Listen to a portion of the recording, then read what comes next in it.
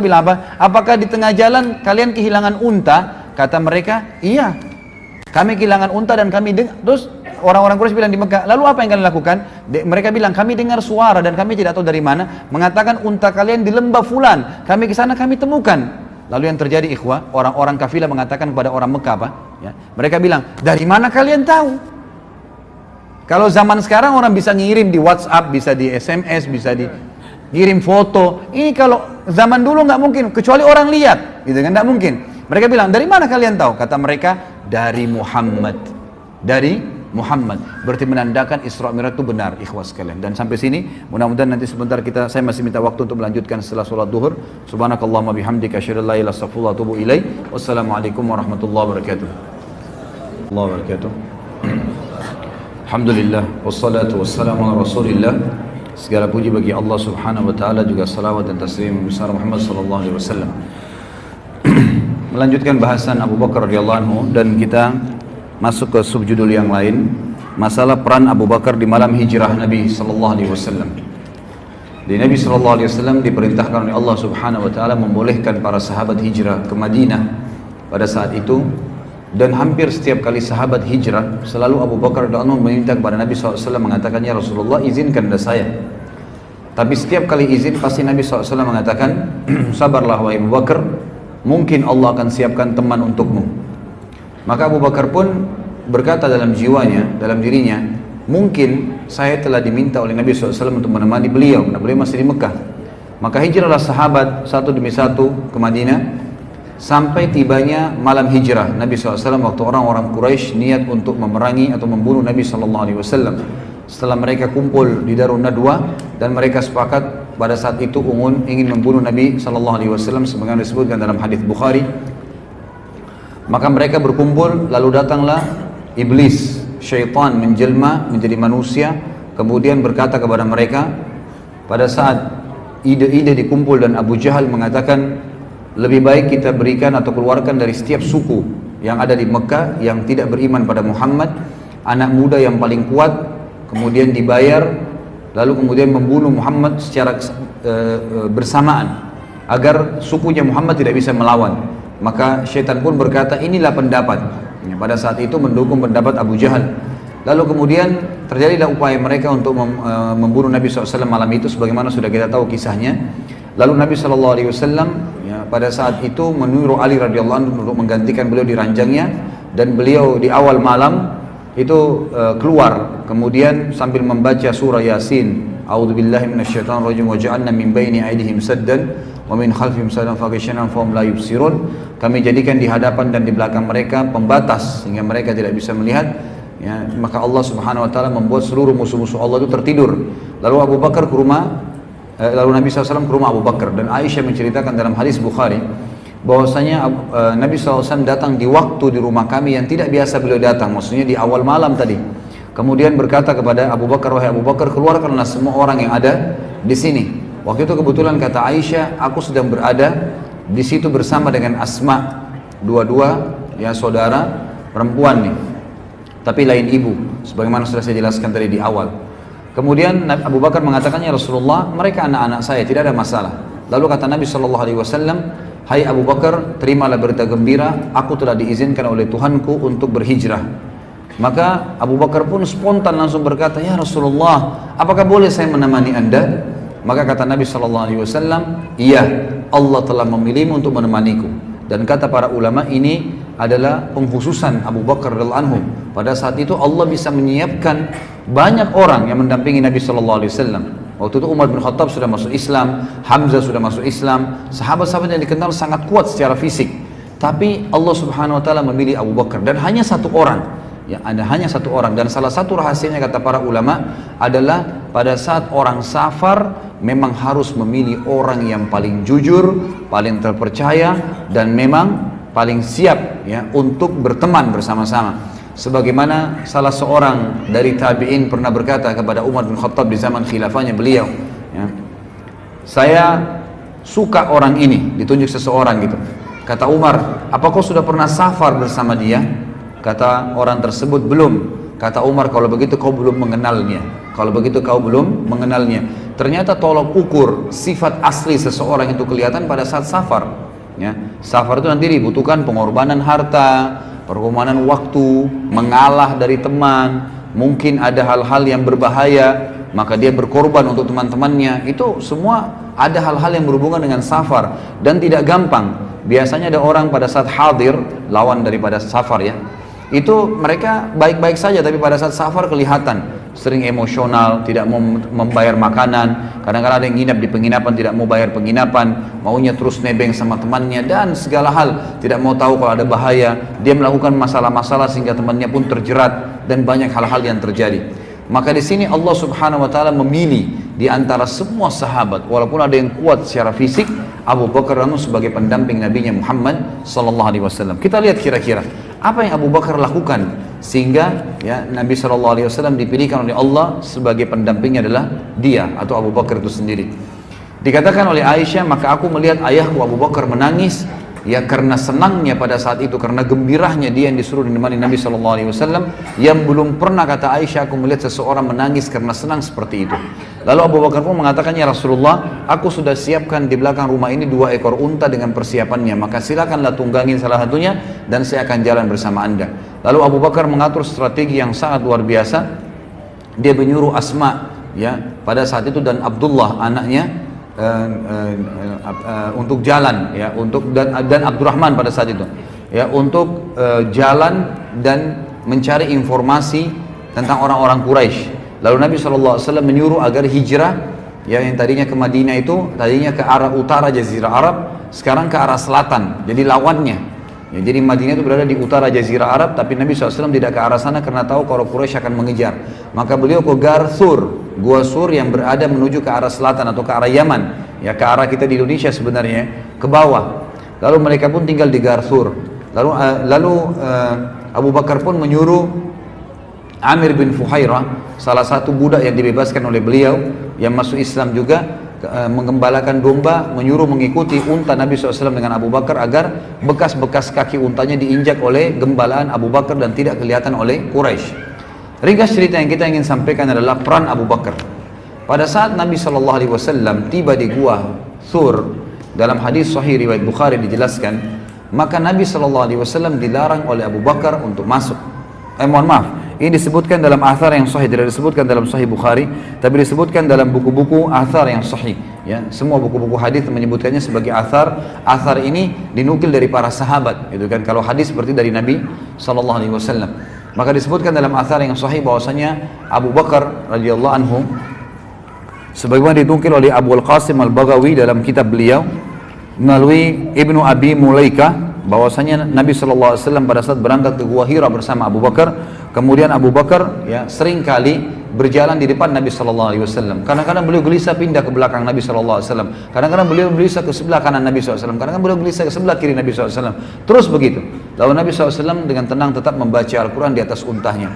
Kemudian Nabi SAW melihat gerak-gerik Abu Bakar yang sangat banyak, maka berkatalah Nabi SAW, ada apa wahai Abu Bakar? Kata Abu Bakar, ya Rasulullah, kalau saya sedang berada di depan anda, tiba-tiba saya khawatir kalau ada musuh menyerang anda dari belakang, maka saya ke belakang anda. Kemudian kalau saya sedang di belakang anda, saya khawatir nanti musuh dari belakang, di sebelah kanan anda, maka saya ke sebelah kanan anda. Pada saat saya sebelah kanan, saya khawatir musuh datang ke sebelah kiri anda, maka saya sebelah kiri anda. Maka kata Nabi SAW, tenanglah wahai Abu Bakar, sesungguhnya Allah bersama kita. Tapi pelajaran besar bagaimana Abu Bakar memang luar biasa. Bukan hanya sekedar mendampingi atau bersafar bersama Nabi SAW, tapi siap berkorban dan tidak ingin sedikit pun menimpa Nabi SAW pada saat itu.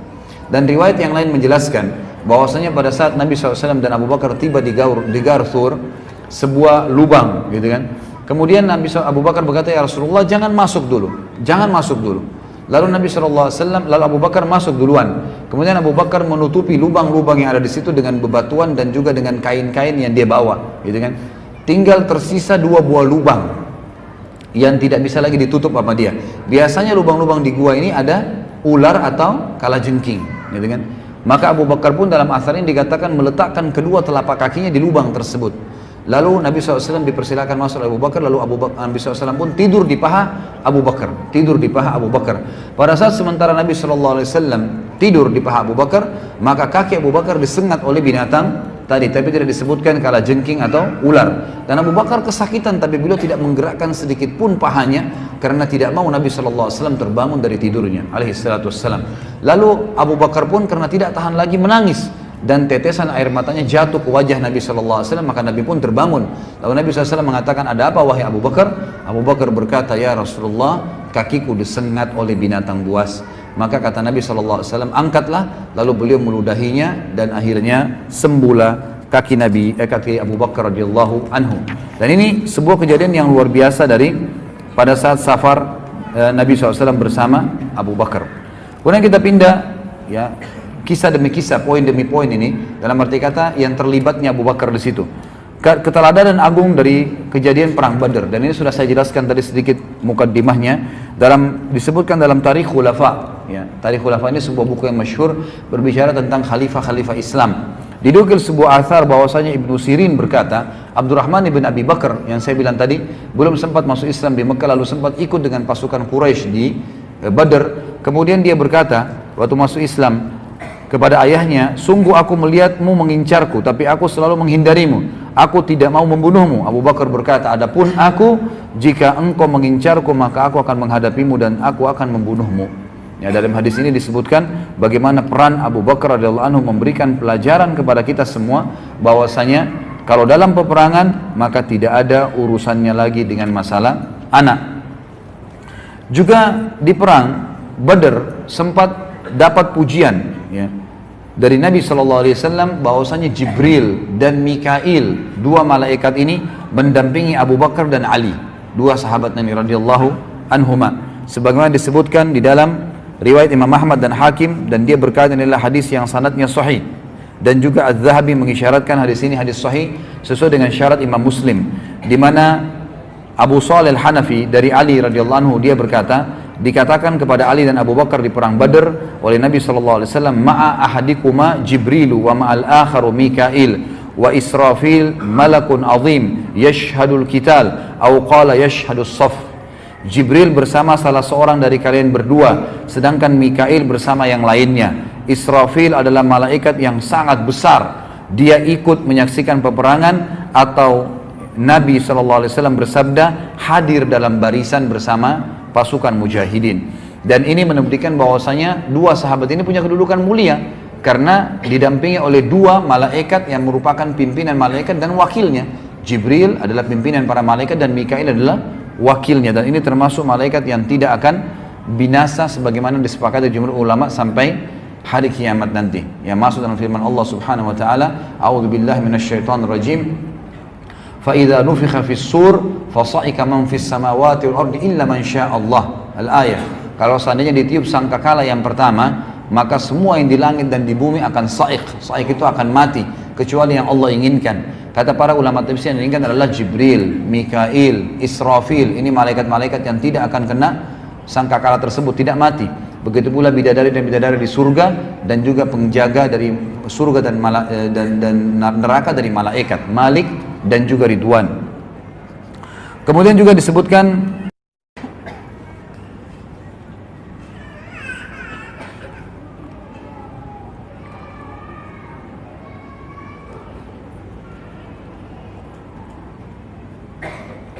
keteguhan Abu Bakar di dalam peperangan bersama Nabi SAW selain perang Badar. Ibnu Qayyim al-Jauzi berkata, Abu Bakar berkata, begitu tengah, ya, begitu teguh layaknya gunung pada saat perang Uhud di sisi Rasulullah SAW dan melindungi beliau SAW. Pada saat Rasulullah SAW mengirim sekelompok pasukan ke Bani Fazara pada tahun ke-7 Hijriah dipimpin oleh Abu Bakar, maka pasukan ini mendatangi mata air, meraih rampasan perang dan tawanan lalu pulang dengan selamat. Perang Tabuk juga begitu. Perang yang sangat sulit bagi kaum muslimin, panji muslimin dipegang oleh Abu Bakar. Jadi Abu Bakar ini bukan karena mertua Nabi SAW, bukan karena hanya sahabat yang dituakan kemudian tidak dikasih peran, justru diberikan panji peperangan. Dan kita sudah tahu di zaman dulu, ikhwah dan akhwat sekalian, kekuatan pasukan itu ada di panji peperangan, jadi ada di benderanya. Kalau benderanya jatuh berarti pasukannya kalah. Ya, seperti itu. Jadi diberikan panji itu adalah orang-orang yang terpilih. Dan kita lihat di sini di peperangan-peperangan diberikan panji kepada Abu Bakar, ya, disebutkan oleh Ibnu Qayyim dan juga tadi di beberapa peperangan, baik di Uhud, ya, di perang di tahun 7 Hijriah, di tahun 7 Hijriah di perang Bani Fazara dan juga di perang Tabuk. yang perang Tabuk ini terkenal 100 km dari Madinah yang memerangi kaum Romawi. Kemudian perang Hunain juga, di mana kaum muslimin pada saat itu sempat terpecah belah, dan orang yang paling pertama berkumpul di sisi Nabi SAW pada saat Nabi mengatakan, ana nabiyyu la kadhib, ana ibnu Abdul Muttalib, ya, saya adalah Nabi yang benar, tidak perlu kalian ragu, dan saya adalah anaknya Abdul Muttalib. Maka halumma ilayya, berkumpullah kepada kalian, kepada saya. Pada saat itu orang-orang muslim banyak bersebar, gitu kan. Lalu Abu Bakar datang dan orang pertama menemui Nabi SAW. Kemudian Abu Bakar juga disebutkan, ya, kedudukan beliau pada saat Sulhu Hudaybiyah. Sulhu Hudaybiyah ini adalah kesepakatan antara Nabi SAW dengan orang-orang Quraisy. Waktu itu Nabi SAW mengajak sekitar 1000 orang sahabat untuk haji, ya, untuk haji. Pas tiba di Hudaybiyah, orang-orang Quraisy Mekah tahu, dan ini terjadi tahun 7 Hijriah. Pada saat itu mereka tahu bahwasanya, ya, Nabi SAW akan haji, maka ditahanlah di Hudaybiyah, tidak boleh muslimin masuk. Lalu diutuslah salah satu tokoh Quraisy untuk datang dan mengadakan perdamaian. Ditulislah perdamaian tersebut di depan Nabi SAW bersama Abu Bakar dan sahabat-sahabat Nabi yang lain. Semua sahabat-sahabat Nabi termasuk Umar waktu itu marah, ya, sempat marah dengan orang-orang Quraisy dan sempat menyampaikan kepada Nabi SAW, ya Rasulullah, dalam riwayat hadis Bukhari berkata, ya, dikatakan, sebentar saya lihat ini diriwayatkan Imam Bukhari, iya, dalam kitab Asy-Syurut, ya, bahwasanya Umar pernah berkata kepada Nabi SAW, ya Rasulullah, bukankah anda Rasulullah? Kata Nabi SAW, iya. Bukankah kita benar? Kata Nabi SAW, iya. Bukankah orang-orang Quraisy itu salah, kafir? Kata Nabi SAW, iya. Baik, kenapa kita harus mengalah? Kenapa harus kita biarkan agama kita terhina? Karena orang-orang Quraisy itu memberikan syarat, ikhwas sekalian, bahwasanya muslimin tidak boleh masuk Mekah tahun ini, tahun depan, dan tidak boleh ada peperangan selama 10 tahun. Mereka harus pulang dalam kondisi sudah berihram, pulang, dan itu penghinaan, gitu kan. Maka Umar berkata, ya Rasulullah, kenapa kita harus diam? Perangi aja mereka. Kata Nabi SAW, saya benar utusan Allah, dan saya, ya, tidak bisa melanggar apa yang telah Allah perintahkan. Pasti, kata Umar, bukankah ya Rasulullah anda janji kami akan masuk ke Mekah dan tawaf? Kata Nabi SAW, benar, tapi apakah saya janjikan kepadamu, hai Umar, kau akan tawaf tahun ini? Kan tidak. Tapi pasti Umar, setelah tahun ini kau akan masuk tawaf di situ, gitu kan? Lalu Abu Umar pun masih merasa kesel, maksudnya, ya Rasulullah, ayo kita perang gitu. Dan para sahabat-sahabat pun pada saat itu juga berharap begitu. Jumlahnya 1000 banyak, walaupun tidak bawa senjata gitu. Lalu dia datang kepada Abu Bakar. Abu Bakar waktu itu tidak hadir pembicaraan antara Umar dengan Nabi SAW. Abu Bakar pun lalu datangi oleh Umar. Umar berkata, hai Abu Bakar, bukankah Rasulullah, bukankah ini Muhammad benar utusan Allah? Kata Abu Bakar, iya. Bukankah kita dalam keadaan benar? Abu Bakar mengatakan iya. Jadi di sini ulama mengatakan, lihatlah persamaan pendapat Nabi SAW dengan Abu Bakar tanpa Abu Bakar lihat. Abu Bakar ucapin, ini betul-betul karena kejujurannya dan sidiknya terhadap wahyu Allah. Maka berkata Umar, bukankah ya mereka dalam keadaan sesat dan kafir? Kata Abu Bakar, iya. Baik, kenapa kita tinggal diam? Kenapa kita nggak perangin mereka? Gitu kan? Lalu kata Abu Bakar mengatakan, dia adalah utusan Allah dan dia tidak mungkin melanggar perintah Tuhannya. Jadi subhanallah, apa yang Nabi ucapkan Abu Bakar ucapin, padahal Abu Bakar tidak tahu Nabi ucapin itu, gitu kan? Di kemah yang berbeda. Lalu kata Umar, baik, bukankah Muhammad SAW, Nabi Muhammad telah menjanjikan kepada kita akan tawaf? Kata Abu Bakar, benar, tapi apakah kau dijanjikan tahun ini, hai Umar? Tidak, tapi kau pasti akan masuk dan tawaf setelah tahun ini. Subhanallah, kata Umar, aku tidak menemukan seseorang yang sama dengan Nabi SAW seperti Abu Bakar, gitu kan? Lalu setelah itu, ternyata tahun depan ada pengkhianatan terjadi oleh orang-orang Quraisy, dan akhirnya Nabi SAW menyuruh tahun 10 Hijriah itu untuk pembebasan kota Mekah, dan akhirnya Umar pun masuk ke Mekah tawaf bersama para sahabat. Dan Umar berkata, saya baru menyadari bahwasanya memang pendapat Allah dan Rasulnya jauh lebih benar, dan saya merasa bersalah dengan perbuatan tersebut. Tapi di sini pelajaran bagaimana kesamaan pendapat Abu Bakar dengan Nabi Sallallahu Alaihi Wasallam. Kemudian kita masuk isyarat-isyarat Nabi SAW tentang khilafahnya Abu Bakar setelahnya. Jadi tidak dipilih orang lain, cuma Abu Bakar saja. Sebagaimana disebutkan di dalam riwayat Bukhari, disebutkan dalam Sahih Bukhari, bahwasanya Jubair bin Mut'im dari ayahnya, dan ia berkata, seorang wanita datang kepada Nabi SAW dan beliau memintanya untuk kembali lagi kepadanya. Maka wanita itu berkata, bagaimana kalau saya kembali nanti setelah anda meninggal, aku tidak menemui anda sudah meninggal. Kata Nabi SAW, maka engkau menemui Abu Bakar. Illam tajidini fa'ti Abu Bakar. Kalau engkau tidak menemuiku nanti, aku sudah meninggal, kalau kau kembali, datangilah Abu Bakar. Ini kata ulama isyarat yang sangat jelas, Abu Bakar mereka akan menjadi khalifah setelah Nabi SAW. Ibnu Hajar berkata dalam Fathih, menjadikan hadis ini dalil yang menunjukkan bahwasanya Abu Bakar merupakan khalifah setelah Nabi SAW adalah sahih dan benar. Tetapi hanya sebuah isyarat saja, memang tidak menunjukkan secara langsung. Tapi yang jelas, riwayat ini menjelaskan memang setelah Nabi SAW meninggal, maka Abu Bakarlah yang diangkat oleh para sahabat. Kemudian juga, waktu Nabi SAW akan meninggal dunia, dalam riwayat yang sahih, riwayat ini disebutkan oleh Imam Bukhari dan juga Imam Muslim, bahwasanya Nabi SAW sempat pingsan dan berkata kepada Aisyah, wahai Aisyah, perintahkanlah Abu Bakar agar menjadi imam sholat. Maka Aisyah mengatakan, ya Rasulullah, Abu Bakar orang yang suka, yang lembut dan suka menangis, maka carilah orang lain, coba perintahkan Umar saja. Lalu Nabi SAW pingsan. Kemudian Aisyah mendatangi Hafsah lalu berkata, wahai Hafsah, katakanlah kepada Nabi SAW, kalau Abu Bakar itu orang yang suka nangis, suruh ayahmu saja Umar bin Khattab yang lebih jelas suaranya, gitu kan, suruh dia jadi imam. Maka waktu Nabi SAW sadar, Hafsah pun, ya Nabi SAW mengatakan, wahai Aisyah, sudah jalan kan belum berita saya? Hafsah mengatakan, ya Rasulullah, sama perkataan Aisyah, Abu Bakar orang yang suka menangis, baka, lembut hatinya, jadi dia suka kalau dengan air pasti nangis, suruh Umar saja. Maka kata Nabi SAW, mah la antunna sawahibu Yusuf muru Abu Bakar fayusalli bin nas. Sungguh salah pendapat kalian, ya. Mah itu seperti menghardik, ya.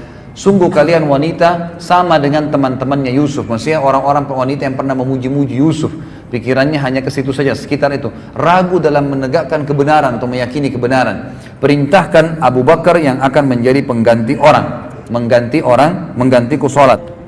Maka akhirnya Abu Bakar pun menggantikan Nabi SAW untuk sholat. Kemudian dalam riwayat lain, juga riwayat Bukhari, dari Aisyah radhiyallahu berkata, Rasulullah SAW bersabda ketika beliau sakit, ud'i li Aba Bakrin wa akhaka hatta aktuba kitaban fa inni akhafu an yatamanna mutamanna wa yaqulu qail ana aula wa ya'ba Allah wal mu'minuna illa Aba Bakr. Hadis ini riwayat Bukhari.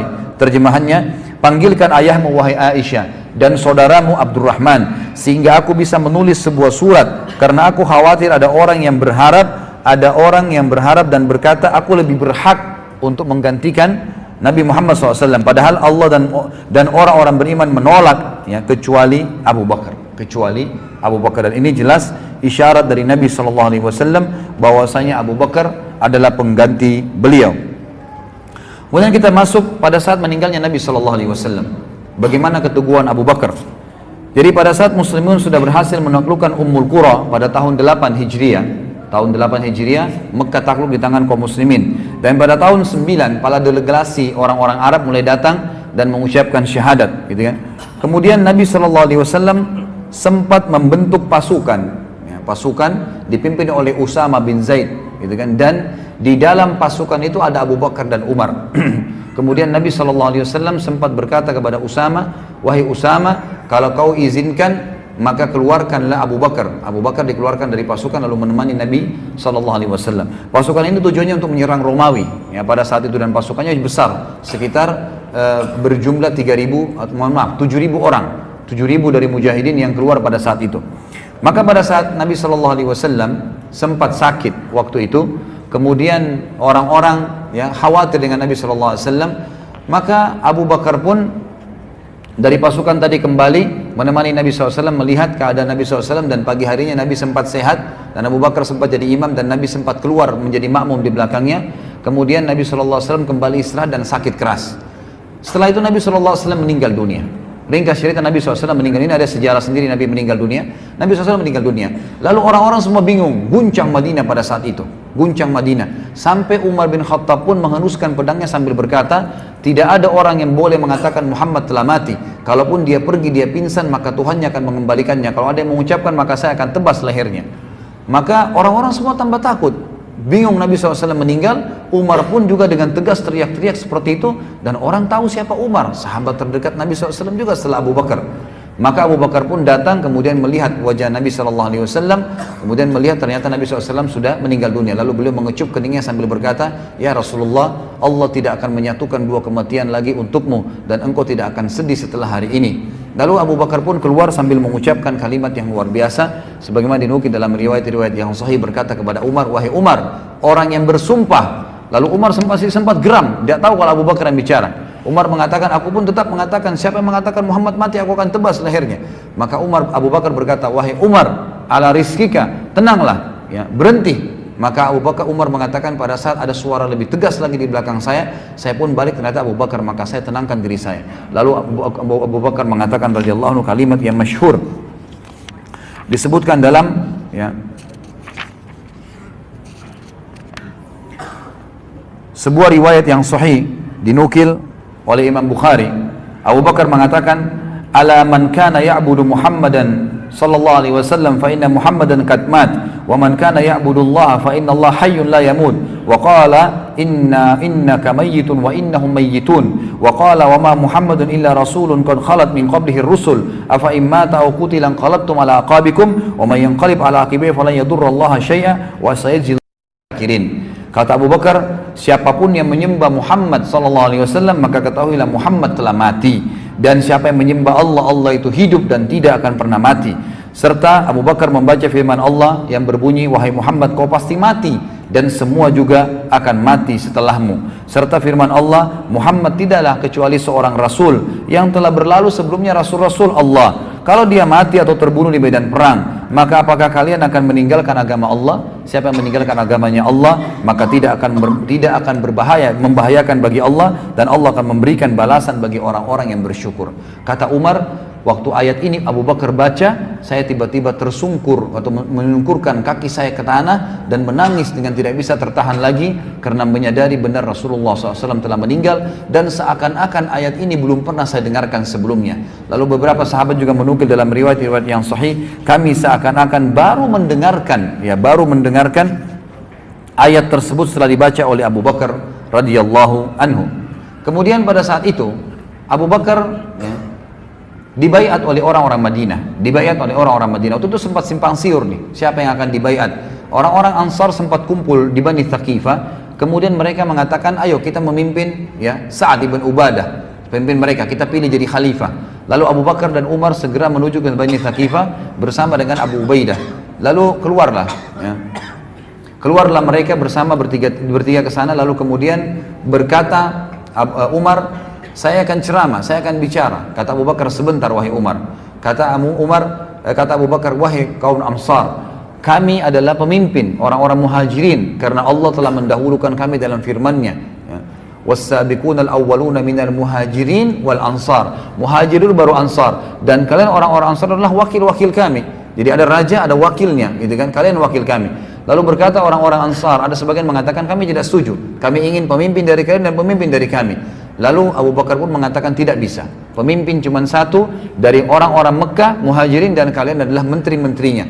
Lalu berkatalah Abu Bakar, saya menunjuk untuk kalian orang yang paling dipercaya oleh Nabi SAW. Inilah Umar, ya, pilihlah Umar. Maka Umar pun memegang tangan Abu Bakar mengatakan, "Tidak, demi Allah, kami tidak akan pernah, ya, terpilih satupun di antara kami sementara kamu ada, wahai Abu Bakar. Maka saya, wahai muslimin, membaiat Abu Bakar. Apakah kalian setuju?" Maka seluruh muslimin pun mengangkat tangannya dan mengatakan, "Kami membaiat Abu Bakar." Dalam riwayat Bukhari yang lain dikatakan, ikhwas sekalian, bahwasanya, ya, Umar berkata, "Apakah ada di antara kalian yang berani mendahului Abu Bakar, sementara Abu Bakar itu yang telah ditunjuk oleh Nabi SAW jadi imam kalian pada saat Nabi sakit, ya. Maka adakah yang berani maju? Ada yang berani maju? Silahkan maju, baiat dirinya." Maka mereka semua mengatakan orang Ansar, dan ini tanda keimanan mereka. Tentu di buku ini juga disebutkan fadilah Ansar, tapi saya tadi tidak sebutkan, ya, secara khusus. Mereka luar biasa dari sisi iman. Mereka mengatakan, kami tidak mungkin mendahului Abu Bakar setelah Nabi SAW menyuruh jadi imam. Maka dibaiatlah Abu Bakar pada saat itu. Kemudian ada kejadian besar, ikhwas sekalian.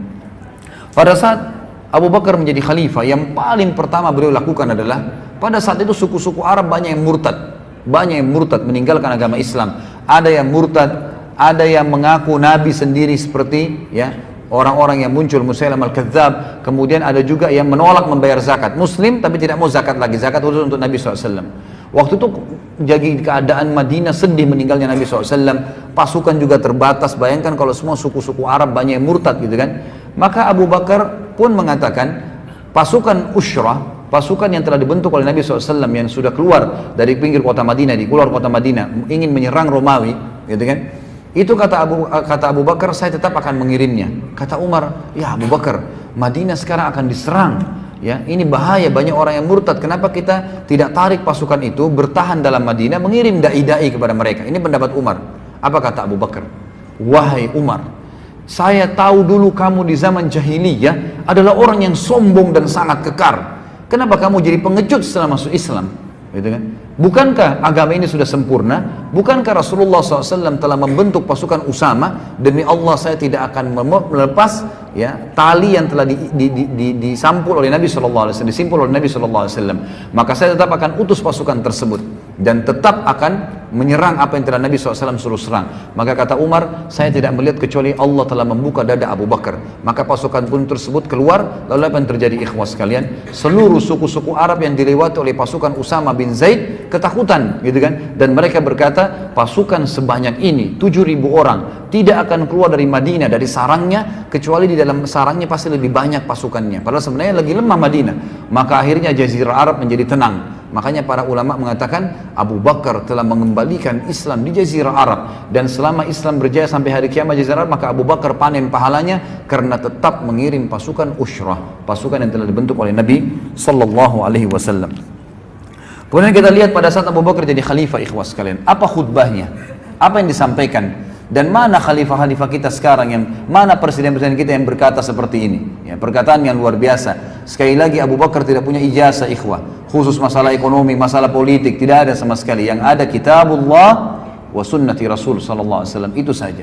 Kitab yang dibaca cuma satu, Al-Quran, ini rujukannya dan mengikuti sunnah Nabi Sallallahu Alaihi Wasallam. Tidak ada yang lain, ini di atas segalanya. Kata dia waktu dia naik di mimbar dan dikhalifahkan, beliau mengatakan, sesungguhnya aku telah dipilih sebagai pemimpin kalian, padahal aku bukan orang terbaik dari kalian. Jika aku berbuat baik, maka dukunglah aku. Jika sebaliknya, maka luruskanlah aku. Kalau ada yang salah, luruskan. Lalu beliau mengucapkan, ini yang jadi garis bawahi, ini sifat beliau, Siddiq. Beliau mengatakan, kejujuran adalah amanah. Kejujuran, terutama dalam mempertahankan agama ini, membenarkan Allah dan Rasulnya, menerima kebenaran dan mempraktekannya adalah amanah. Dan kebohongan lawannya adalah khianat. Orang yang lemah di antara kalian adalah kuat di sisiku, sehingga aku mengembalikan haknya kepadanya insya Allah. Orang yang kuat di antara kalian adalah lemah di sisiku, sehingga aku mengambil hak darinya insya Allah. Tidaklah suatu kaum meninggalkan jihad. Ini garis bawah ikhwah ya. Wasiat Abu Bakar pertama naik mimbar, tidaklah satu kaum muslimin meninggalkan jihad di jalan Allah, kecuali pasti Allah akan menimpakan kehinaan atas mereka. Ini yang pegang bukunya di halaman 164 ya. Kehinaan atas mereka, tidaklah perbuatan keji. Jadi di sini Abu Bakar menekankan ya, yang kita sayangkan sekarang memang jihad ini hilang dari kaum muslimin. Hilang betul. Jadi nggak ada ya. Nanti betul-betul wilayahnya diserang baru bisa menyerang. Padahal jihad dalam Islam itu bisa terjadi dua keadaan. Kalau lagi diserang, ini fardu ain, atau memang mau ekspansi Islam.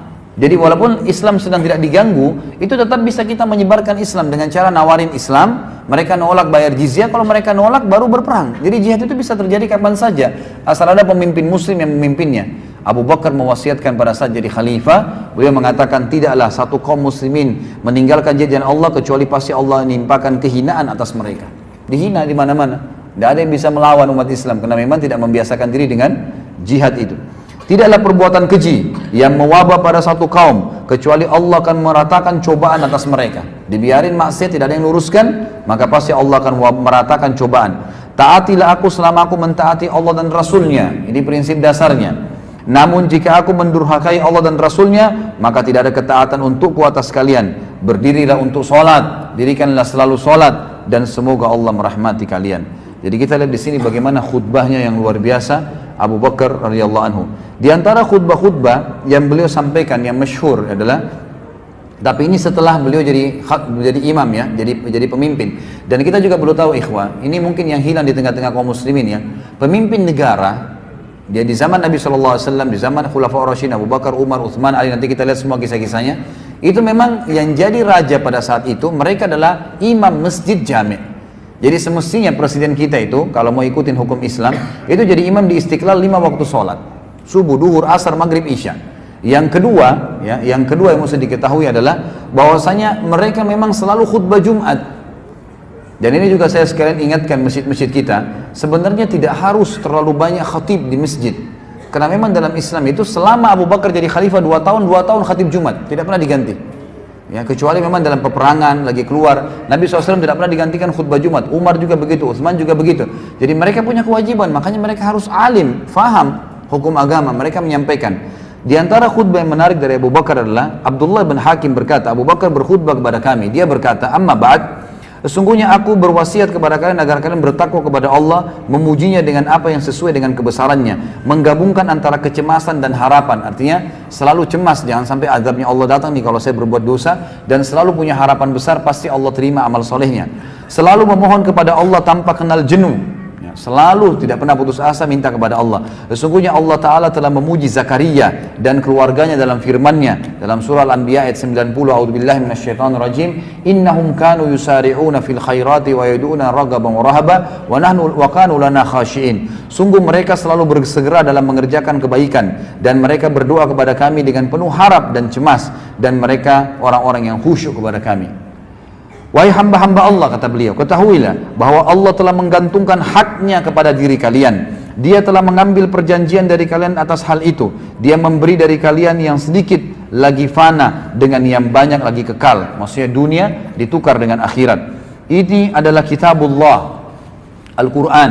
Keajaiban-keajaibannya tidak pernah habis, cahayanya tidak akan pernah padam. Benarkanlah kata-katanya, patuhilah kitabnya, dan ambillah cahaya darinya untuk hari kiamat.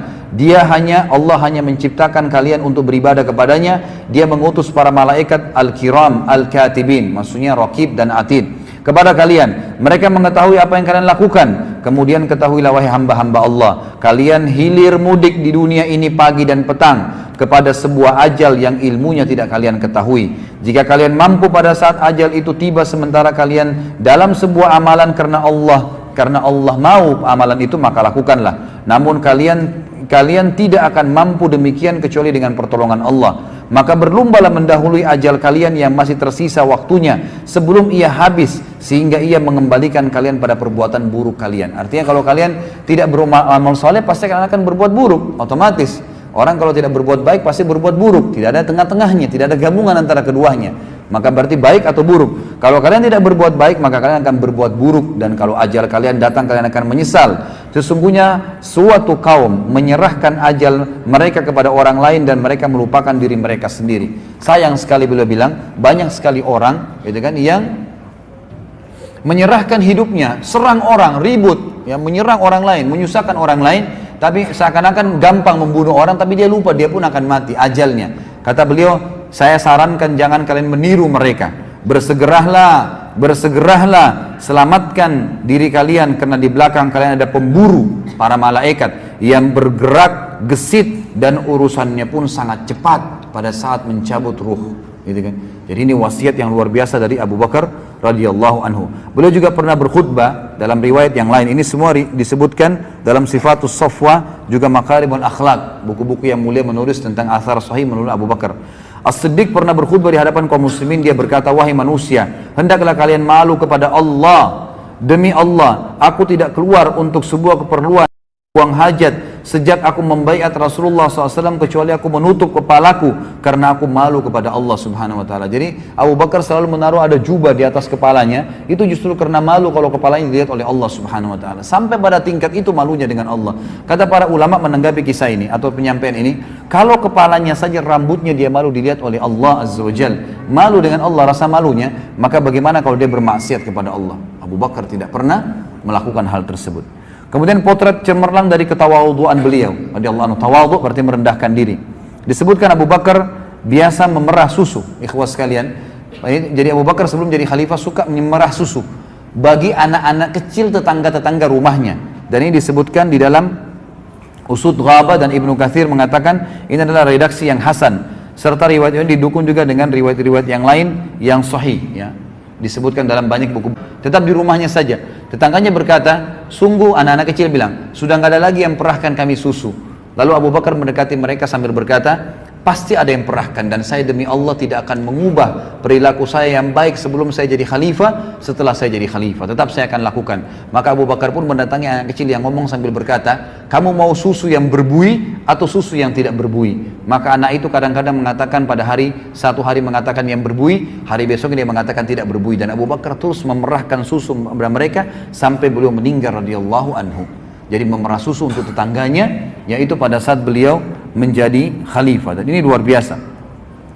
Umar berkata, satu waktu juga aku selalu mendatangi rumah seorang janda dan berusaha untuk berbuat baik pada janda tersebut. Setiap hari aku datang, aku selalu didahului oleh seseorang. Pasti kalau aku mau datang, mau siapin makan, sudah ada makanannya. Mau bersihin rumahnya, sudah ada bersihin rumahnya. Mau masakin, sudah masak, ada orang masak. Dia terus telusuri, dan dia tanya orang yang punya rumah, siapa itu yang datang mengurus anda? Orang yang punya rumah bilang, saya nggak tahu, janda buta matanya. Ada seseorang sering datang. Lalu Umar satu waktu sembunyi-sembunyi ingin mencari tahu, dia datang lebih cepat, ternyata dia temukan Abu Bakar yang melakukannya. Maka dia mengatakan, oh ternyata kamu orangnya wahai Abu Bakar. Sungguh wahai Abu Bakar, kau akan meletihkan orang-orang yang datang setelahmu. Maksudnya khalifah yang datang setelahmu akan sulit mengikutimu, gitu kan, karena luar biasa perbuatannya. Kemudian Abu Bakar juga pernah waktu mengutus pasukan, disebutkan di dalam hadis yang diriwayatkan Baihaqi, dan juga ini diriwayatkan oleh Ibnu Asakir, ya, dengan sanad yang hasan, bahwasanya Sa'id bin Musayyib, seorang tabi'in, berkata ketika Abu Bakar radhiyallahu anhu mengirim bala pasukan tentara ke Syam, dia mengangkat Yazid bin Abi Sufyan, Amr bin As, dan Syurahbil bin Hasanah sebagai panglima perang, dan mereka semua bertiga mengendarai kuda, sementara Abu Bakar waktu itu jadi khalifah berjalan kaki di samping kuda-kuda mereka. Lalu mereka bertiga berkata, Abu Bakar mengantar sampai ke Thaniyatil Wada, tempat pintu keluarnya Madinah. Maka mereka berkata, wahai khalifah Rasulullah, anda berjalan kaki sementara kami berkendaraan. Maka Abu Bakar menjawab, sesungguhnya aku berharap pahala dari Allah karena langkah-langkahku di jalan Allah. Ya, bagaimana bisa, ini luar biasa. Kadang-kadang kita bandingkan kalau dengan presiden kita sekarang, dia mau lewat, dikosongin jalan, dipinggirin orang, gitu kan, disuruh pindah semua demi untuk dia. Apa haknya? Dari mana haknya dia melakukan hal tersebut? Abu Bakar jalan di sebelah kuda pasukan yang dia kirim, dan jalan kaki bersama mereka. Dia jalan kaki, dan dia tidak mau menggunakan kendaraan. Bukan cuma mendahului mereka ya, bukan cuma menyuruh mereka pindah, tapi malah Abu Bakar jalan di sebelahnya. Bahkan di dalam hadis lain dikatakan Abu Bakar berkata, aku ingin agar langkah-langkahku ini, walaupun aku tidak hadir bersama kalian di medan perang, dicatat pahala oleh Allah Subhanahu wa taala, sebagaimana Nabi sallallahu alaihi wasallam menyebutkan di dalam hadis, setiap langkah di jalan Allah akan diberikan 1000 pahala, dihapuskan 1000 dosa, dan diangkatkan 1000 derajat di surga nanti. Ini contoh daripada Abu Bakar. Kemudian contoh yang lain dari keadilan Abu Bakar. Tadi itu adalah ketawaduan. Keadilan Abu Bakar radhiyallahu anhu, dikatakan bahwasanya Abu Bakar oleh Aisyah radhiyallahu anha dalam hadis yang sahih riwayat, ya, disebutkan oleh Ibnu Sa'ad dalam At-Tabaqat dengan sanad yang sahih, bahwasanya Aisyah berkata, ayahku Abu Bakar membagi fai. Fai ini ikhwas sekalian, pendapatan negara. Jadi ini perlu kita tahu juga, di dalam Islam itu kalau ada berdiri negara Islam dan ada pendapatan negara itu dibagi rata kepada masyarakat. Memang sudah begitu hukum Islam. Jadi sebenarnya dalam Islam itu tidak ada pajak sebenarnya, gitu kan. Kita kan sekarang malah diambil pajak dan diambil dari pendapatan masyarakat lalu dibayarkan ke negara. Semestinya yang dilakukan dalam hukum Islam, kalau hukum Islam ya, negara Islam, maka bukan pajak, tetapi yang ada adalah fai, pendapatan negara dihitung oleh negara, dan paling banyak terjadi dari jihad, memang dari harta rampasan perang diberikan, dan juga penjualan produk-produk dari ekonomi negara, kemudian dihitung, dikeluarkan kebutuhan negara pada saat itu, lalu sisanya dibagi rata kepada masyarakat. Dan Abu Bakar, kata Aisyah radhiyallahu anha, membagi rata fai. Kalau di tahun pertama beliau memberikan kepada setiap hamba sahaya 10 bagian. Ya, di sini tidak disebutkan 10 dirham atau 10 dinar, intinya dibagi 10, dan diberikan juga kepada orang yang bebas 10, wanita 10, laki-laki 10, dan di tahun kedua beliau memberikan masing-masing 20 tanpa membedakan satu sama yang lainnya. Jadi Abu Bakar di sini membagi rata dengan keadilannya. Ya. Kemudian juga sifat wara, ini saya cuplik satu-satu saja ikhwan. Sifat wara ini artinya wara itu begini. Wara itu adalah sifat di mana seseorang lebih peka, hati-hati menjaga pelanggaran oleh Allah di jalan Allah SWT. Seperti kalau anda pernah ikutin ceramah saya, pernah saya sampaikan kisah Imam Nawawi. Imam Nawawi itu pernah menjaga waraknya pada saat tetangganya kehilangan kambing. Imam Nawawi tidak membeli kambing sebulan. baik kambing hidup atau beli daging kambing. Karena khawatir jangan sampai kambing yang dia beli di pasar, daging atau masih itu adalah kambing tetangganya yang dicuri. Tidak mau makan kambing gara-gara khawatir, itu namanya wara. Hati-hati sekali, jangan sampai makan yang haram. Ada kisah berhubungan dengan Abu Bakar disebutkan dengan athar yang sahih disebutkan dalam Tartibul Afwah, salah satu karya ditulis oleh Dr. Said Hussein, dan juga ada riwayat sahih yang menukil masalah ini dalam riwayat Bukhari. Ini hadis sahih sebenarnya, bahwasanya Abu Bakar pernah memiliki seorang hamba sahaya yang bekerja untuknya. Lalu Abu Bakar kebetulan waktu siang hari ketemu dengan hamba sahaya itu lagi bawa makanan. Abu Bakar lalu memakan, tiba-tiba makanan yang dibawa, memang biasanya dia hidangkan dari hasil kerjanya dikasih. Lalu hamba saya tersebut berkata, tahukah anda dari mana ya makanan yang saya kasih ini? Kata Abu Bakar, tidak. Kata budaknya, biasanya anda bertanya kepada saya, kenapa sekarang anda nggak tanya? Kata Abu Bakar, saya lapar dan saya percaya dengan kamu. Baiklah, dari mana kau dapat makanan ini? Kata dia, tadi waktu saya lagi melewati satu kaum, ada satu kaum ini jahiliyah, bukan orang Islam. Lalu saya berpura-pura menjadi dukun. Saya pura-pura tahu sesuatu, lalu mereka saya terka-terka dan saya berbohong. Kemudian mereka memberikan imbalan, maka inilah yang anda makan. Dalam hadis ini, dalam riwayat ini dikatakan Abu Bakar lalu mengorek mulutnya dan mengeluarkan makanan tersebut sampai tidak tersisa. Dalam riwayat lain dikatakan ada seseorang melihat Abu Bakar itu mengorek mulutnya dan tidak keluar. Orang itu mengatakan tidak bisa keluar kecuali anda masukkan di dalam mulutnya, gitu kan? Di dalam mulut anda air. Maka Abu Bakar meminum air lalu kemudian mengorek dan memaksanya keluar. Dan ini ulama memasukkan dalam sifat wara Abu Bakar radhiyallahu anhu yang luar biasa. Kemudian contoh kelembutan hati dan tangisan Abu Bakar radhiyallahu anhu. Kata Nabi, disebutkan dalam riwayat pada saat Nabi SAW meninggal, hadis ini sahih diriwayatkan oleh Imam Muslim. Abu Bakar berkata kepada Umar, ayo kita kunjungin Ummu Aiman. Ummu Aiman salah satu sahabat yang sangat tua dan Nabi SAW sering berkunjung ke rumahnya, gitu kan. Lalu Abu Bakar dan Umar pun mengunjungi Ummu Aiman. Lalu Ummu Aiman menangis tiba-tiba waktu lihat Abu Bakar dan Umar. Kata Abu Bakar dan Umar, kenapa anda menangis wahai Ummu Aiman? Bukankah dengan matinya Rasulullah SAW berarti Allah memilihkan yang terbaik untuk beliau? Kata Ummu Aiman, saya tidak menangis karena Rasulullah SAW telah meninggal, karena itu memang pasti yang terbaik dari Allah untuk beliau, tapi saya menangis karena sekarang wahyu telah terputus dari langit. Jadi kita sudah tidak tahu lagi apa yang akan terjadi. Memang agama ini sudah sempurna, tapi sudah terputus wahyu. Maka Ummu Aiman menangis dan Abu Bakar serta Umar pun menangis seketika pada saat itu. Kemudian contoh zuhud, ya, Abu Bakar radhiyallahu anhu. Abu Bakar terkenal dengan kezuhudannya. Disebutkan di dalam riwayat Al-Hakim dan Bazzar bahwasanya Zaid bin Arqam berkata bahwasanya Abu Bakar meminta air, lalu seseorang datang membawa bejana berisi air dan madu. Ketika mendekatkan di mulutnya, dia menangis dan membuat orang-orang di sekitarnya menangis. Kemudian dia diam. Jadi Abu Bakar untuk mau minum, minta jadi khalifah, didatangkan segelas air dan ada madunya, dicampur madu. Waktu beliau mau minum, beliau menangis, gitu kan. Ini kan minuman yang enak sekali, air sama madu, gitu kan. Beliau menangis, lalu beliau diam. Sedangkan yang lain tetap menangis, karena melihat kadang-kadang ada orang yang tiba-tiba mau minum terus nangis terisak-isak karena sedih. Kita mungkin bisa ikut nangis ya, karena sedihnya orang tersebut. Maka orang sekitarnya menangis melihat Abu Bakar menangis. Lalu Abu Bakar pun kemudian dia kembali, ya, mau meminum, pada saat mau masuk di mulutnya menangis lagi. Begitu terus 2 kali sampai 3 kali. Lalu Abu Bakar, ya, lalu mereka bertanya, apa yang membuatmu menangis wahai Amir Mukminin? Abu Bakar berkata, aku pernah bersama Nabi SAW. Aku melihat beliau mendorong sesuatu, ada minuman dikasih, beliau mendorongnya tiba-tiba dan aku melihatnya. Lalu beliau berkata, menjauhlah dariku, menjauhlah dariku. Padahal aku tidak melihat apapun. Maka aku bertanya kepada Nabi SAW, ya Rasulullah, aku melihatmu mendorong minuman tersebut, padahal aku tidak melihat siapapun. Kamu tidak mau meminum itu. Untuk apa kamu menolaknya? Maka kata Nabi SAW, tadi dunia menampakkan diri dengan apa yang ada padanya. Maka aku berkata kepadanya, menjauhlah dariku.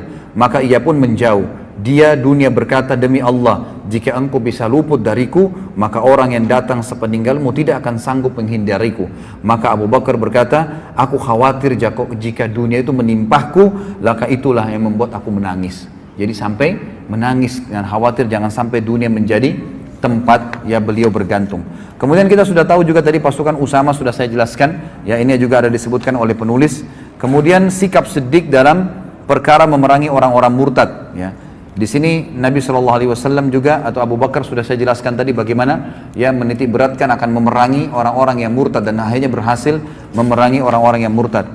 Kemudian ada juga Siddiq adalah orang yang paling pertama mengumpulkan Al-Quran. Setelah terjadi perang dengan Musailam al-Kadzab dan dimenangkan oleh pasukan muslimin, terdapat 700 hafid Quran dari sahabat yang terbunuh.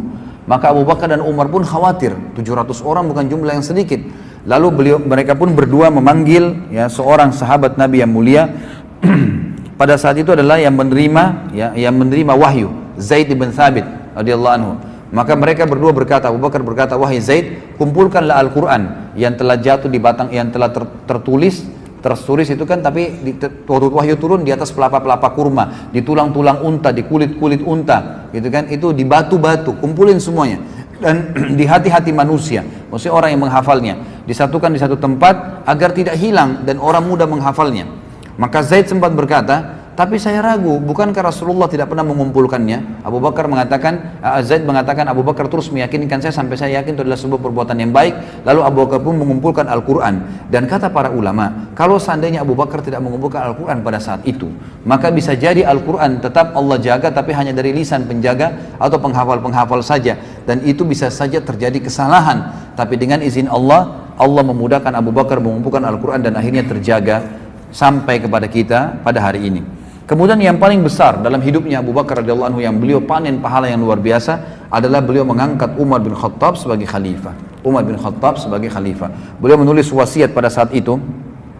Pada saat beliau akan meninggal dunia, beliau sempat mengatakan atau memanggil Utsman bin Affan. Ya, pada saat itu Utsman bin Affan ini sebagai katibnya, sekretarisnya, gitu ya. Katanya Abu Bakar mengatakan, wahai Utsman, tulislah dengan menyebut nama Allah yang Maha Pengasih lagi Maha Penyayang. Bismillahirrahmanirrahim. Ini adalah yang diwasiatkan Abu Bakar bin Quhafa di akhir hayatnya ketika hendak meninggalkan dunia dan mulai masuk ke alam akhirat, di mana di sana orang kafir akan beriman, orang fajir akan menjadi yakin. Maksudnya orang kafir sudah hilang kafirnya hari kiamat. Oh iya benar, dia akan beriman tapi nggak bermanfaat lagi. Orang fajir, orang ahli maksiat yang tidak percaya kepada Allah akan yakin pada saat itu di akhirat. Dan orang yang berdusta pasti akan membenarkan tentang akhirat. Sungguh aku mengangkat atas kalian. Kemudian Abu Bakar pingsan. Abu Bakar itu sempat demam selama 15 hari. Sebagian ulama sejarah mengatakan kemungkinan Abu Bakar demam ini masih pengaruh daripada sengatan binatang buas, kalajengking atau ular di gua Thur pada saat hijrah bersama Nabi SAW, dan Allah ingin menutup hidupnya Abu Bakar dengan pahala yang besar dengan matinya disengatnya oleh hewan tadi, muncul dan demam selama 15 hari. Kemudian Abu Bakar pingsan, maka Utsman pun melanjutkan dengan sendiri mengatakan, aku mengangkat atas kalian Umar bin Khattab. Lalu ketika Abu Bakar siuman bangun, dia berkata, bacakanlah kepadaku wahai Utsman. Utsman membacakan kepadanya, kemudian dia bertakbir dan berkata, aku melihatmu khawatir orang-orang akan berselisih jika aku wafat dengan pingsanku ini. Utsman berkata, benar. Abu Bakar berkata, semoga Allah membalasmu dengan kebaikan atas jasa baikmu kepada Islam dan kaum muslimin. Artinya, apa yang kau tulis tadi, aku mewasiatkan untuk Umar bin Khattab, memang itu yang saya mau tulis, tapi saya pingsan. Kamu menulisnya dan semoga Allah membalasmu dengan kebaikan pada saat itu. Maka kata para ulama, semua pembebasan wilayah-wilayah Persia, Romawi, biliaran orang yang sampai Islam sekarang di Asia, semuanya di seluruh dunia ini itu sebab ekspansi yang dilakukan oleh Umar bin Khattab. Dan Umar bin Khattab diangkat oleh khalifah oleh Abu Bakar radhiyallahu anhu, dan itu disetujui oleh kaum muslimin. Maka ini berarti jelas Abu Bakar mendapatkan pahalanya. Kemudian kita bicara masalah kematian Abu Bakar radhiyallahu anhu. Dan kita tutup dengan ini ikhwas sekalian, saatnya berpisah dengan beliau radhiyallahu anhu. Aisyah berkata, pada saat Abu Bakar radhiyallahu anhu mau meninggal, beliau sempat sakit selama 15 hari dan tidak menghadiri sholat, serta meminta agar Umar menggantikannya. Serta yang paling sering mendampingi Abu Bakar adalah Utsman bin Affan. Lalu disebutkan juga bahwasanya Abu Bakar pada saat akan meninggal beliau berkata kepada Aisyah di dalam hadis yang sahih, wahai Aisyah, sesungguhnya engkau adalah orang yang paling aku cintai dari keluargaku. Sebelum ini aku telah memberimu sebuah kebun, dan aku ragu, dalam hatiku masih ada ganjalan, kayaknya ini nggak bisa aku berikan kepada kamu sendiri. Maka aku wasiatkan kepadamu agar engkau kembalikan kepada ahli waris. Kalau aku meninggal, bagi rata. Kata Aisyah, baiklah, aku akan jalankan wahai ayahku. Lalu Abu Bakar berkata juga dalam riwayat yang lain, pada saat dia akan meninggal, dia mengatakan, sejak kami memegang urusan kaum muslimin, kami tidak pernah makan 1 dinar atau 1 dirham pun milik mereka, tidak pernah ambil dari muslimin 1 dirham dan 1 dinar, tidak pernah. Tetapi kami telah makan makanan mereka yang telah dibuang kulitnya dalam perut kami, maksudnya yang mereka hidangkan buat kami, ya udah. Tapi kalau khusus menetapkan bayaran muslimin bayar, nggak pernah sekali 1 dirham ataupun 1 dinar yang diambil. Kami memakai pakaian kasar mereka di tubuh kami. Kami tidak mempunyai sedikit maupun banyak dari harta fai, rampasan perang kaum muslimin, kecuali hamba sahaya Habasyah dan seekor unta penyiram serta sepotong kain saja. Jadi Abu Bakar cuma mengambil dari harta rampasan perang pun. Jadi beliau hidup dari harta kerjanya sendiri, ya, kebun-kebun kurmanya sendiri. Itu beliau tidak miliki kecuali seorang hamba sahaya. Itu pun hamba sahaya setelah beliau meninggal beliau wasiatkan kembalikan kepada khalifah setelahku Umar bin Khattab. Juga seekor unta dipakai menyiram, ya, ditaruh di atas punggungnya, itu 2 gentong besar untuk menyiram pohon-pohon kurma. Juga diberikan kepada Umar setelahku, dan bebaskanlah aku darinya, serta ini sepotong kain yang sempat aku diberikan pada saat aku jadi khalifah, kembalikan, aku tidak ingin sama sekali. Maka pada saat Umar dengar, Umar pun menangis sambil berkata, sungguh Abu Bakar telah membuat orang yang datang setelahnya lelah, tidak bisa mengikutinya, dan Abu Bakar ingin melepaskan dirinya dari masalah-masalah yang memberatkannya pada hari kiamat. Akhirnya pada saat dia meninggal, ikhwas sekalian radhiyallahu anhu, kita dengarkan bagaimana statement yang mulia disampaikan oleh Ali. Mohon maaf ini agak panjang, saya bacain sedikit, mungkin sekitar 1,5 lembar ya. Tapi ini riwayat yang luar biasa, dan ini sekaligus meluruskan pemahaman orang-orang Syiah yang banyak menganggap bahwasanya Ali membenci Abu Bakar atau sebaliknya. Kita bisa lihat bagaimana Ali menamakan anaknya yang meninggal, yang banyak terbunuh di Karbala pun bernama Abu Bakar dan Umar. Ya, bagaimana bernama Abu Bakar dan Umar, dan juga Hasan dan Husain memberikan nama anak-anak mereka dengan Abu Bakar dan Umar. Di sini dulu saya penulis kalimat abadi dari Ali pasca Abu Bakar wafat radhiyallahu anhu. Abu Bakar wafat umur 63 tahun, ya, dan itu tepatnya pada malam hari Senin, ya. Hari Senin belum meninggal, malam Selasa 22 Jumadil Akhir tahun 13 Hijriah, ya. Aisyah sempat berkata pada saat akan meninggal dunia Abu Bakar sempat berkata, malam apa Rasulullah SAW meninggal? Aisyah berkata, hari Senin malam Selasa. Maka kata Abu Bakar, aku berharap meninggal malam ini agar aku bisa meninggal bersama dengan hari meninggalnya Nabi SAW. Maka Abu Bakar pun meninggal pada saat itu, dan sebelum meninggal dia juga sempat mengatakan, dengan apa kalian membungkus dan mengkafani Nabi SAW? Maka kata Aisyah, 3 helai kain suhulia dari Yaman, jadi kain putih dari negeri Yaman. Maka kata Abu Bakar, aku memiliki baju gamis ini, ada baju panjang beliau. Kalau aku meninggal, cucilah. Kemudian guntinglah dia, potonglah dia, jadikan dia sebagai kain kafan, dan tambahlah 2 kain lagi yang biasa. Lalu kata Aisyah, ya ayahku, ini kan sudah usang, baju ini sudah usang, nggak bisa, kami ganti yang baru. Kata Abu Bakar, ya, orang hidup lebih pantas mendapatkan yang baru. Ini hanya untuk menunggu di alam kubur, nggak perlu yang baru. Jadi pakai baju yang tua. Ya, pada saat beliau dikafani radhiyallahu anhu. Beliau meninggal umur 63 tahun, ya, sebagaimana meninggalnya Nabi SAW, dan beliau meninggalkan istri dan anak-anak semuanya dalam keadaan beriman kepada Allah, termasuk kedua orang tuanya. Dan beliau pada saat meninggal dimandikan oleh Asma binti Umais, istri beliau yang terakhir, ya, radhiyallahu anhum ajma'in. Dan ini juga diambil hukum bahwasanya bolehnya laki-laki dimandikan jenazahnya oleh istrinya, dan sebaliknya istri memandikan suaminya. Dan juga dalam hadis Bukhari dikatakan, kata Nabi SAW pada saat menjelang meninggal, wahai Aisyah, aku pusing kepalaku, sakit. Aisyah mengatakan, ya Rasulullah, aku juga sakit kepala. Kata Nabi SAW, tidak usah khawatir wahai Aisyah, kalau kau meninggal sebelum saya akan kafani kamu, saya akan mandikan kamu, dan saya akan kafani kamu. Kalau aku meninggal lebih dulu, kaulah yang memandikan dan mengkafani aku, sebagaimana disebutkan dalam hadis Bukhari. Kalimat Ali yang mulia adalah dari Usaid bin Safwan, ia berkata, ketika Abu Bakar wafat, jasadnya ditutup dengan kain. Madinah berguncang dengan isak tangis mirip pada saat wafatnya Nabi SAW. Dia berkata, Ali bin Abi Thalib pun datang, lalu berdiri di atas, ya, tempat diletakkannya jenazah Abu Bakar, di mana Abu Bakar wafat. Dia berkata, semoga Allah merahmatimu wahai Abu Bakar, engkau adalah orang yang paling dekat dengan Rasulullah SAW. Ini perkataan Ali radhiyallahu anhu, teman akrab beliau, tempat beliau berkeluh kesah, orang kepercayaan beliau, pemegang rahasia beliau, dan penasehat beliau.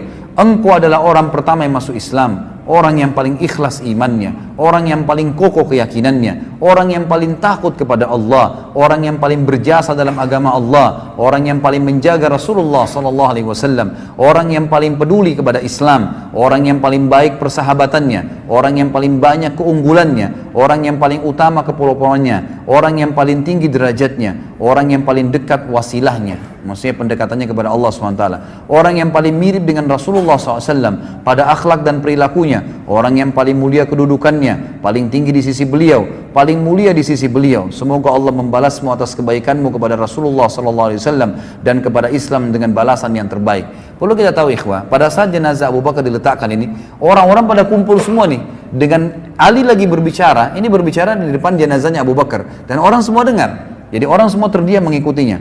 Engkau membenarkan Rasulullah SAW pada saat orang-orang mendustakan beliau.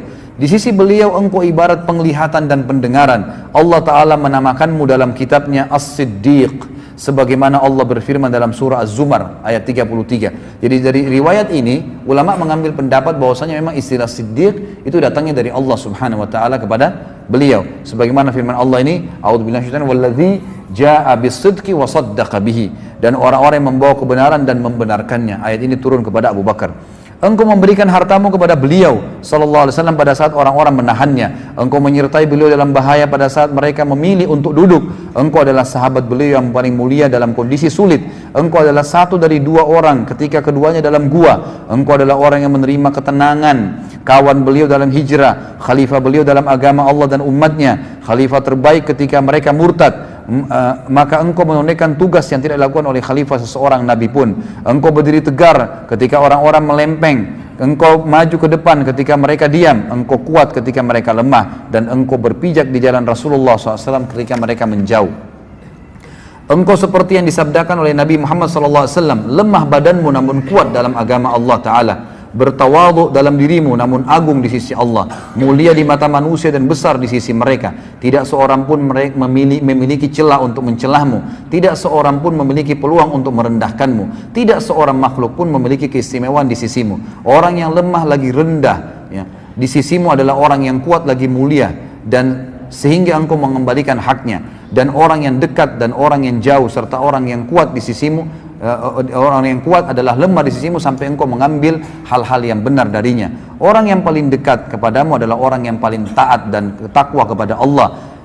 Urusanmu adalah kebenaran, hidupmu dipenuhi dengan kejujuran dan kelembutan, ucapanmu bijak dan mengarah, perintahmu lembut lagi tegas, pendapatmu adalah ilmu dan tekad yang kuat. Agama menjadi lurus denganmu, iman menjadi kuat, dan perintah Allah terangkat denganmu. Demi Allah, engkau melangkah jauh mendahului kami. Engkau telah membuat lelah orang-orang setelahmu dengan sangat. Engkau beruntung meraih kebaikan dengan nyata. Inna lillahi wa inna ilaihi raji'un. Kami ridho kepada ketetapan Allah, kami menerima keputusannya. Demi Allah, kaum muslimin tidak ditimpa musibah setelah Rasulullah SAW seperti musibah kematianmu. Bagi agama engkau adalah penopang, penjaga dan pengayom.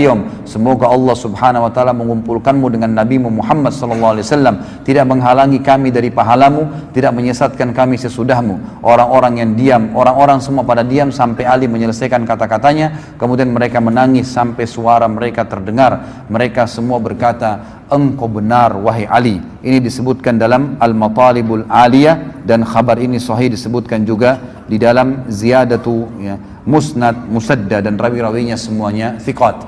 Inilah ikhwah sekalian dan akhwat, kehidupan seorang figur yang harusnya dijadikan idola bagi kaum muslimin. Orang yang sudah jelas berhasil dalam usahanya, rumah tangganya, bersosialisasi dalam masyarakat, bahkan menjadi pemimpin negara. Dan dia adalah orang-orang yang betul-betul kokoh ya dalam berpegang pada agama ini karena satu masalah, sidq. Beliau adalah orang yang meyakini ini adalah kebenaran dan tidak pernah ragu serta menjalankannya. Tidak perlu ditambah dan dikurangi dengan ajaran-ajaran yang lain. Allahu alam. Ini yang bisa kita sampaikan. Semoga Allah SWT memberkahi majelis kita ini dan menjadikan kita orang-orang yang senantiasa menjadikan Umar bin Khattab, Abu Bakar radhiyallahu anhu, dan para sahabat Nabi yang lain sebagai panduan kita. Dan ikhwah sekalian, bacalah terus sejarahnya. Apa yang tadi antum dengar 2-3 jam ini hanya sebagian dari kisah-kisah beliau, dan tetap saya sarankan untuk membacanya dan menjadikannya sebagai tauladan. Mungkin ini saja ikhwah sekalian, dan saya tidak tahu kalau memang masih mau dibuka pertanyaan silahkan, kalau tidak kita tutup. Panitia mana? Ada yang bertanya enggak? Ada pertanyaan ditulis di kertas enggak?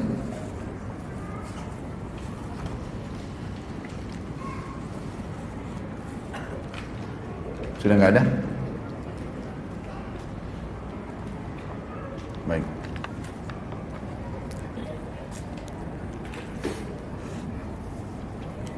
Assalamualaikum Pak Ustaz. Saya Rafa, anak kelas 2 di Bogor. Ini anak kelas 2 SD bertanya, yang sudah besar-besar nggak ada yang bertanya ya. Masya Allah, jazakallah khair. Semoga jadi anak saleh insya Allah. Ya. Saya bertanya, siapa yang membangun Masjidil Haram dan Masjidil Aqsa?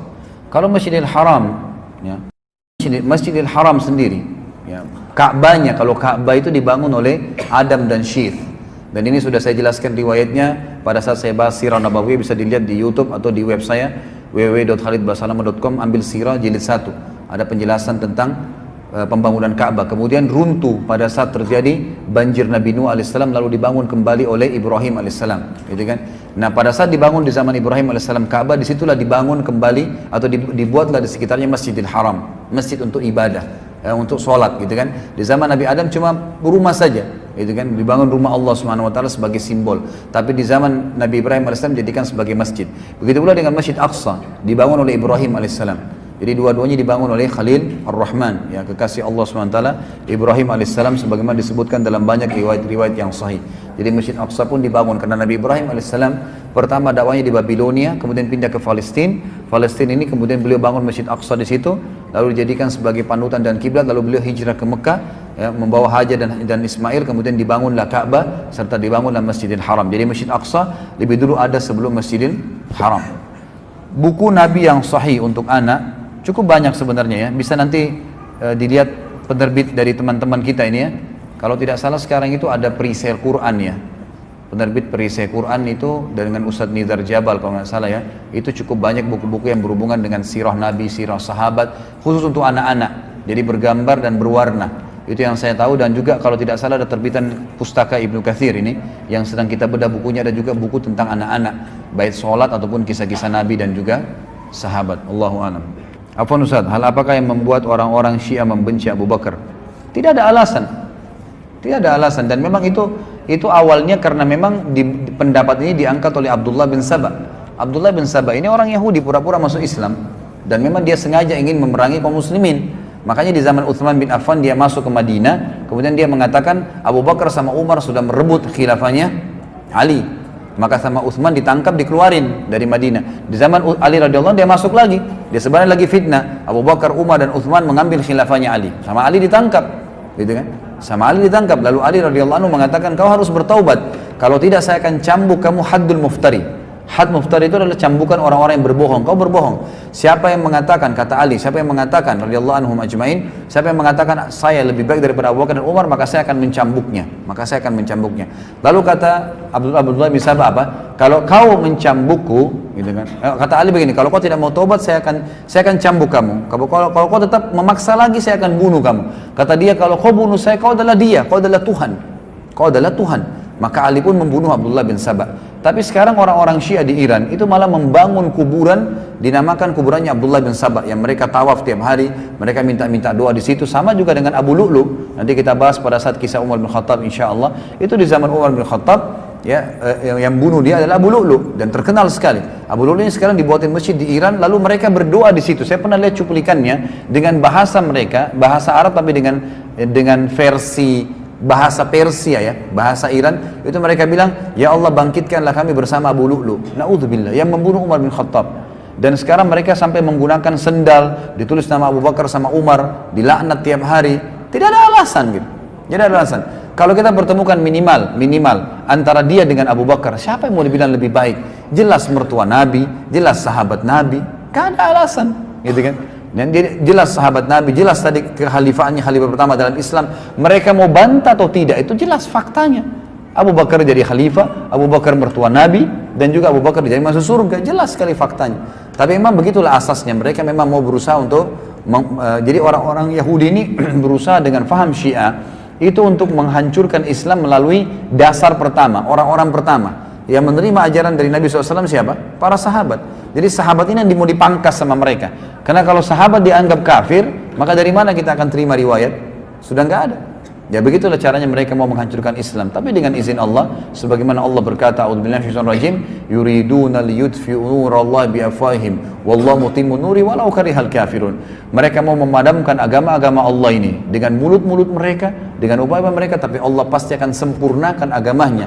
Cahayanya akan sampai kemana-mana walaupun orang-orang kafir itu menolaknya. Dan kata Aisyah waktu ditanya, kenapa ada orang yang mencaci maki Abu Bakar, Umar, dan beberapa sahabat Nabi setelah mereka meninggal? Apa kira-kira hikmahnya gitu? Kata Aisyah, sungguh Allah subhanahu wa ta'ala menyuruh nabinya dan menurunkan dalam kitab Al-Quran agar mereka muslimin memuji para sahabat Nabi sambil seraya berfirman, radhiyallahu anhum wa radu anhu, Allah ridha kepada mereka dan mereka ridha kepada Allah. Lalu mereka mencaci makinya. Demi Allah, kata Aisyah, ini hanya Allah karena ingin memberikan pahala yang besar kepada Abu Bakar dan Umar serta sahabat tabi'in setelah mereka meninggal. Karena dengan dia caci maki maka secara otomatis otomatis akan mendapatkan pahala. Dan sebuah hadis Nabi yang sahih jelas, tadi tidak sempat kita sebutkan, waktu ada orang-orang mencaci maki sebagian sahabat, maka kata Nabi, sahabat mencaci sahabat. Ada orang baru masuk Islam, lalu mereka menyalahkan sahabat-sahabat muhajirin dan ansar yang lama masuk Islam. Apa kata Nabi SAW? La tasubbu ashabi, jangan coba-coba caci maki sahabatku. Ini sabda Nabi SAW. Ya. Lau anfaqa ahadukum mithlu uhudin zahaban ma balaga buddi ahadihim. Kalau salah seorang dari kalian berinfak emas semua seperti gunung Uhud besarnya, maka tidak akan pernah bisa mencapai pahala sedekah mereka walaupun satu mud. Satu mud itu cuma seperti satu genggam, ya, telapak tangan. Itu tidak akan bisa dijangkau karena luar biasanya mereka telah hidup bersama Nabi SAW. Dan cukuplah Imam Syafi'i berkata, mungkin kita lihat waktu kita tutup dengan ini. Imam Syafi'i waktu ditanya, apa pendapat anda wahai imam? Imam Syafi'i turunan Hasan, turunan Nabi SAW yang mulia, terkenal imam madhab. Beliau mengatakan, waktu ditanya oleh murid-muridnya, apa pendapat anda tentang yang terjadi di antara sahabat? Muawiyah sempat berperang sama Ali di Siffin, kemudian nanti kita bahas di masa kejayaannya Ali radhiyallahu anhu ajma'in. Kemudian apa yang hikmah yang diambil dari Ali radhiyallahu anhu pada saat berperang dengan Aisyah di perang Jamal, perang Unta? Apa yang kita harus lakukan? Siapa yang salah, siapa yang benar? Gitu kan?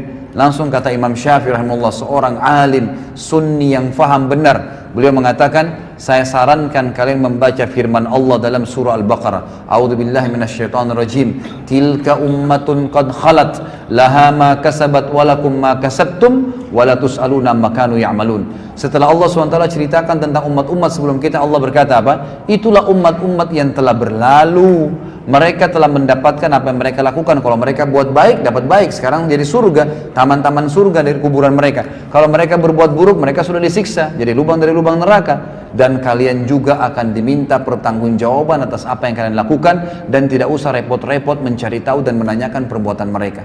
Ini pendapat diambil Imam Syafi'i rahimahullah dari ayat Al-Quran yang menceritakan kepada kita tentang keadaan umat-umat sebelum kita.